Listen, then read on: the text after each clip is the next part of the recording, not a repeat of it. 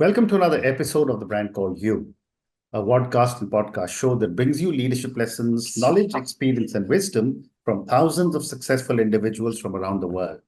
I'm your host, Ashutosh Garg, and today I'm delighted to welcome an accomplished author from Hong Kong, Ritu Hemnani. Ritu, welcome to the show. Thank you so much for having me. Ritu is an author, a journalist, an educator, and a motivational speaker. Her debut historical middle grade novel, Lion of the Sky, was published by HarperCollins in May 2024, and she writes frequently for the South China Morning Post in Hong Kong. So Ritu, before we start talking about your book, tell me about your own journey in brief. So my journey, I was born and brought up in Hong Kong, and I went to an international school here. I went on to study in the United Kingdom. I gained a teacher's degree and I worked in the United Kingdom as a teacher. And then I returned to Hong Kong and worked at an international school here.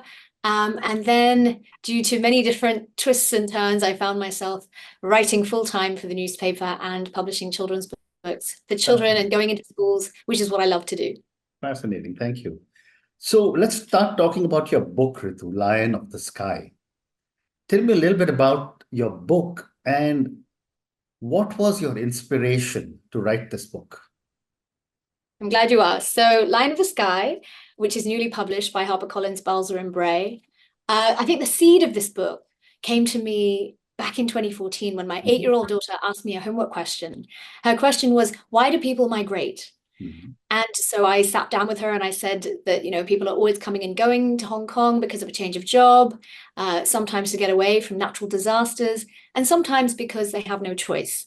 And it was then that I decided to tell her about our family history. The partition of India was very much a part of our history, and we were impacted in 1947. And that not just us, but over 14 million people had to lose their homes and over 1 million died. And she was fascinated and wanted to learn more about her history. And so I took her to the library and we found books on the Holocaust and books on the World Wars, but not one single children's book on the partition of India. And my little girl put her hands on her hips and said, "You're making it up, aren't you?" And my heart broke because if my little girl didn't even believe me, I thought about the millions who would perhaps one day deny their history. And I decided to write the book that we couldn't find. Amazing, amazing. And, you're so right. So many people in India, certainly people of my vintage, have had family members who actually migrated from, in those days, India, now West Pakistan, now Pakistan, to India. Yes. But my next question to you, Ritu, is that why did you choose to write the novel in verse? How did the format affect the storytelling?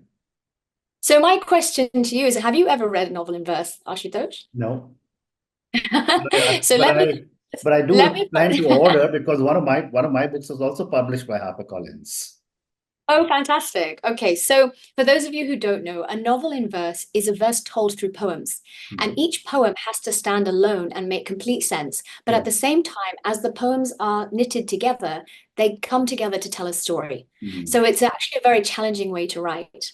But while I was doing my research, I came across format of writing, and I was just so impacted by this style, because just in a few words, they were able to capture nuance and depth and emotion and just transport me into the shoes of this person who's experiencing this. And it became very visceral, a very immersive experience. And this is the way I wanted to tell this story. I thought, I need to take people back to 1947 and the nature of a verse novel, because of its lyricism, because of its musicality, its rhythm, its rhyme, its freedom to play with the structure. It's like you're like the Pied Piper and you're leading the reader's eye across the page, and you can suddenly stop and make them really think about what is said, but also what is not said. And when you not say something, you bring the reader to that place and then you don't finish. You then allow their imaginations to go to places that your pen can never take them. And it's a very interactive experience and a very powerful one. And more than anything, all that blank space around the words invites your reader to bring their connections and their understanding to the page. And so they're forming their own personal connections with your characters who are relatable, with your situations, with your themes, and it takes them far deeper into the essence of the story you're telling. How amazing. I mean, there are a lot of authors who've written in verse, including Shakespeare, but it's amazing what you've done. Thank you. Thank How you. did you approach researching the historical details for the book? And what were some of the most challenging aspects of your research? Well, I would say if you are developing a historical verse novel or a historical novel, you really need to immerse yourself fully. So Yeah. I'm talking movies, books, documentaries, news articles. I scoured the 1947 partition archives, wanting the histories of people. But more than anything, the most important thing for me was sitting down face to face and speaking with people in their 80s and 90s who had the real life memories, who had those very important anecdotes that you can't replace, you can't make them up. And it became, that was almost the biggest challenge as well, because for so many years, people who've carried the shame of partition, the pain of partition, it's something they haven't wanted to speak about. So to find people who are willing for the first time to sit down and open up to you about things that they never dreamt they would share was a big hurdle. And it was something that I found required a lot of patience and a lot of respect. But when you sit down and you give an elderly member of this community time, they will open up. And some of the things they share are worth more than the most precious diamonds and jewels and gems, because they're talking about innate strength that came from the deepest pain, the deepest fear of not knowing where to begin again. And you find them at their most vulnerable. And that's what I did. And actually, in celebration of my book coming out in May, I made a video showcasing 11 of these people and their stories. And it was very bittersweet because a few days before my launch, one of the members actually passed away. And so I was able to give him some honor and pay him a tribute at my book launch. But at the same time, it was very surreal that we have very limited time to speak to people who actually remember partition. And now is the time more than any to capture these and preserve them forever. Amazing. And how did your own personal experiences and your own family background, who obviously saw and went through the challenges of the partition, influence the characters and events in your novel? Great question. So, I mean, for me, my experiences growing up in a Sindhi family in Hong Kong, enjoying the food, the music, the ambience of what it means to be Sindhi. I think someone said that hospitality is very much part of our makeup. And I think we have a thriving Sindhi community in Hong Kong. Yeah. And so when it comes to celebrations and weddings, I definitely indulge in the big community aspect. And we are a very tight-knit community, and not just in happy times, when in the darkest times, in the saddest times. I remember when we lost my mother-in-law, just the way the community, the outpouring, coming in, filling my home, 300 people within 50 minutes of knowing that she passed. And I wanted to capture that and weave that into this book, because not that you can't really take that for granted, to have a community that is just always there for you in the good times and the bad times. And I wanted to capture that aspect, but also the aspect of being ripped apart or ripped away from this sense of community, over generations, which is what happened to our community. They were stripped of that, and they had to get on trains and flee on boats and not have anyone to communicate in their language, to not be able to share a meal that they'd known growing up as being normal and rooted in. And I wanted to show the juxtaposition of both. Amazing. Thank you. And how did you balance some of the very heavy themes of displacement and loss with the moments of hope and resilience?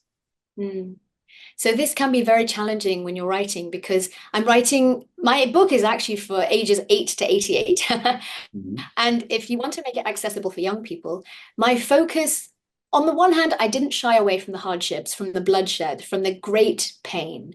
But my focus was very much on the character of Raj and how he had to survive being uprooted, and how he had to learn to adapt, how he had to face the obstacles, how he had to triumph over adversity, and how he had to find resilience. And I think as readers, we become so attached with the main character as he's going through the book. We are rooting for him, but we are also seeing ourselves in him and imagining, goodness, if this is me, you know, look at the hardship he went through, yet he found the strength to rise above it. And look at me in my life, you know, what seeds can I take away and how can I relate to this? And so I really wanted it to become accessible for readers, something that they could relate to. And because I think the lessons of partition are something we can all learn from. We all have hard times, and that there are things that we have to get through that we think are almost impossible. But when you think about young people who actually survived partition, or anyone really who went on to build a new life, it gives you that hope to kind of hold on to, that you will too, that hope and that promise that really if you work hard and you stay committed and you draw on the courage from deep within, you really can do anything. Yeah, well said. And how do the protagonist, in this case, Raj, how do his experiences as a refugee shape his character and his understanding of identity and belonging? So Raj is uprooted from the only home he's ever known. Yeah. He has an idea of where he belongs, and that's completely shattered. And so he has to reassess and rethink about the person he is and the person he wants to be. He has more time to observe his parents and their relationship, and he comes to empathize with his mother. So there's deep empathy and compassion going on from his side, which in turn helps the reader to develop empathy and compassion for the victims and the survivors of partition. And he comes to realize that his identity isn't solely rooted in a fixed place or a fixed community of people. He now has the chance to redefine himself. And through the people he meets and through the hardships he sees, he's able to choose the seeds that were planted in him through his grandfather and to rise above and pave a new way forward, a way that he didn't even feel was possible. And I think that the same would be said for so many of us. Sometimes we think we have choice A or B, and then circumstances throw us into a new situation where actually a new path C opens up, and we think, I'm going to forge ahead this way. I'm going to make it my way, a different way. Well said. And Ritu, what message do you hope young readers will take away from the story and the theme of the novel? I'm glad you asked. So for me, there's so many different things I hope they'll take away. First, of course, deep-rooted empathy and compassion for the plight of refugees and just the displaced and just those who are needy in the world. I think ours is a world that needs to become so much more inclusive. I think also learning the lessons of history. How many times in our history have we seen deep-seated political, ethnic conflict, religious conflict, and for what, you know, and how does it actually help, and what does it cause but pain and bloodshed? And so just to learn from the lessons of history, and also just to feel empowered that, you know, look at the story of this Raj and the friendships that he has, the unlikely friendships that he makes. And look at the choices that he makes, and how perhaps we too can overcome obstacles that come our way. But I think my main message would be to be a peacekeeper, to choose peace over conflict and hardship and unnecessary war, because really we are so different from people around us, but in many ways we are so much the same. Well said. My last question regarding the book, and then we'll move to another topic. What advice would you give to other writers who want to tell their stories rooted in their cultural, in the culture of their family history? So I'd give you a twofold answer for that. First, I would say if you want to talk about the culture of your own family, I would say immerse yourself completely. Definitely do the reading, read the books, watch the movies, talk to people in your culture, within your community, and don't take for granted the stories that are uniquely yours. I think that everyone brings something very different to storytelling, and it's the stories that have been passed down in your family make your story so uniquely yours. And so really to dig deep and make it personal and be specific. And I think for those generally who are looking to write, to join professional writing groups. There are so many you can find online. I'm a member of the Society of Children's Book Writers and Illustrators. To join writing groups that can support you, to take online courses, to read about the craft of writing, to embrace your inner child and remember what it was like to be younger and experience all these things. So the two go hand in hand, whether you're writing about something personal, but also to develop your craft as a writer. And the most important thing, of course, for any writer is to be a reader first. Great response. Thank you. So Ritu, now let's talk a little bit about your support of diversity, inclusivity, and empathy. And you do it very well through writing. Thank you. How do you incorporate these themes of diversity and inclusivity into your writing for the South China Morning Post? So first, I think it's through the choice of who I decide to write about. I write human interest articles. And I think it comes down to representation. If I'm covering an article on Rangan Chatterjee, and for those of you who don't know, he is a fabulous medical expert. He's a doctor based in Manchester, and he runs the highly acclaimed podcast, Feel Better, Live More. Whether I'm writing about him or whether I'm shining a spotlight on Gretchen Rubin, the highly acclaimed American author who wrote about the Four Tendencies, an excellent book, or whether I'm shining a light on the cast of Netflix very famous show, Indian Matchmaking, because I've interviewed them as well. I'm always looking to feature very different people, but also within the articles I write, I'm looking at different points of view. So, for example, I may look at their opinion about something, and then I may ask a patient of theirs how they've benefited from their care, or a reader of theirs and how they've applied their knowledge to their life. And, you know, I think it's really important that you give a very full picture, because I'm not trying to influence my reader in any one way. What I'm doing is trying to give them a whole holistic picture and then offering questions for them to consider their own thoughts and reactions to what I'm offering. Well said. And how do you address stereotypes and biases in your writing, especially when it comes to covering stories about marginalized communities? So I'll give you an example. One story that I did was based on the IB. Now, many students in Hong Kong sit for the IB exam. It's highly pressurized and they have to achieve a 45. So what I did was I interviewed 4 students who had left school, who'd all earned a 45, and I asked them to tell me how impactful it was. Did it make a big impact to their lives that they'd achieved full marks? And I made sure that when I was interviewing, I had 4 people from different ethnicities. Some were boys, some were girls, different socioeconomic backgrounds. And so I was giving a very broad picture of these 4 highly accomplished students.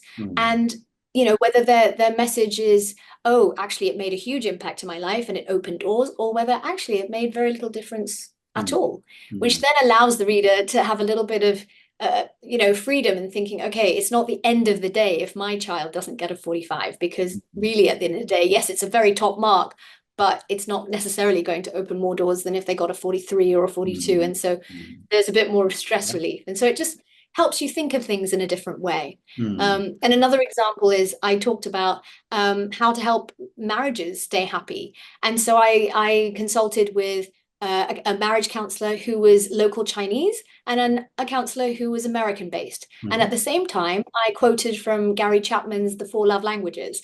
And so I'm looking at a full whole view and offering you many snippets from different points of view to help you come to your own conclusion.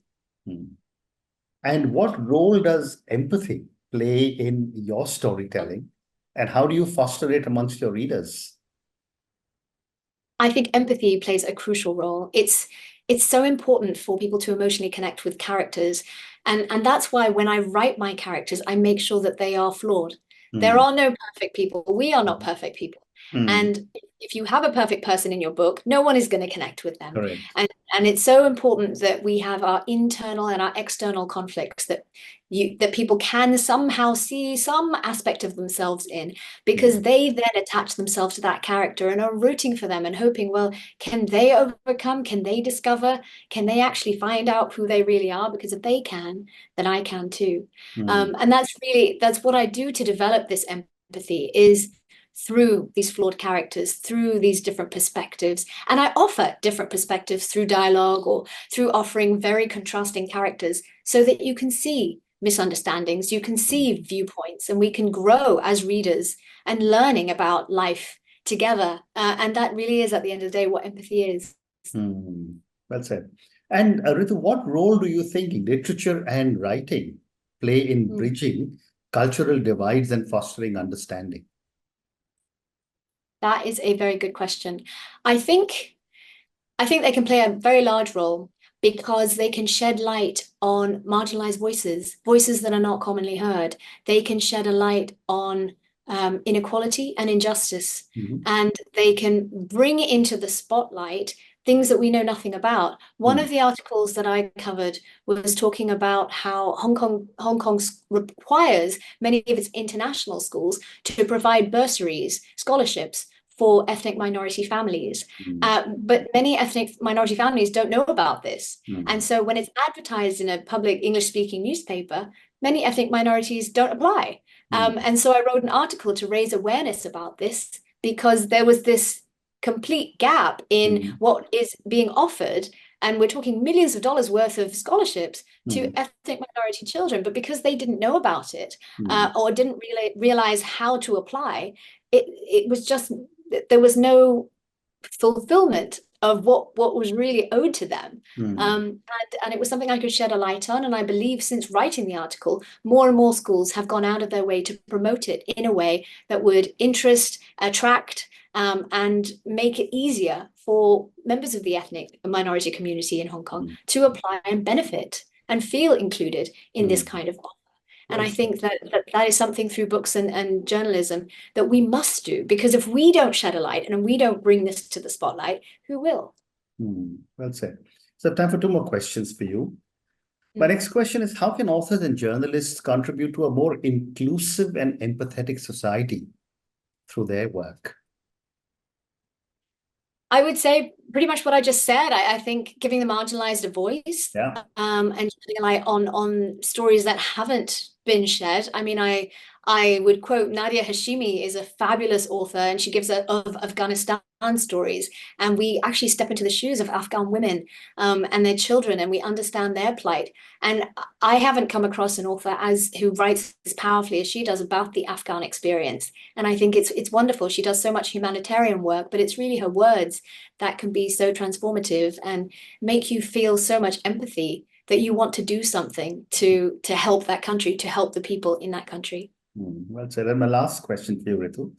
Can you share an example of a human interest article you wrote that had a significant impact on your readers? Yes, I can. So I wrote an article called No More Asian Way, and it was based on a former colleague of mine, actually, Kim Lee, who is now a science teacher based in the UK. And one day, her 16-year-old daughter came home very, very worried and upset because her good friend had found a lump in her breast. And when she was talking to her mother about it, Kim then was honest with herself and realized that she had a lump in her own breast that she'd been ignoring for many, many months. And she decided to ask her husband, who was a physician, to have a look and, to check whether she should actually go for follow-up. And he said, actually, I'm a bit worried about you. You do need to. Sadly, she was diagnosed with quite a late stage of cancer. And when she went to break the news to her family, she was horrified to learn that two of her father's sisters had breast cancer and had surgery because of it, and that her own cousin had chosen to have a vasectomy because they all carried the gene in the family, but no one had thought to tell her because she was the brother's daughter, and they didn't believe that the gene was carried through men as well. And unfortunately, they were wrong. And so she was at high risk for being a gene carrier. And they said, well, the Asian way is that there's so much bad luck and shame associated with cancer. We just thought better not to tell you. And of course, that was the worst possible thing they could have done. And so Kim had chemotherapy and went on to fight the cancer and is a survivor today. But she then went on to have a support group on Facebook, and she did a very public charity walk. And Because of her example that I showcased in my article, more and more people who are having cancer in Hong Kong are coming forward, who are contacting me and are making it public. And because they're doing it, members in their family are benefiting because they're learning that they could be carriers, and they're doing more thorough screening, and they're opening dialogue and conversation about helping each other instead of hiding behind the curtain of shame. Throwing light on this so that together we can combat and sort of pool resources and learning, which is a wonderful direction to take. And so I'm really, really pleased and proud of this article because it inspired such a great new path in how to deal with cancer today, especially for women. How amazing. Ritu, on that note, thank you so much for speaking to me about your own journey.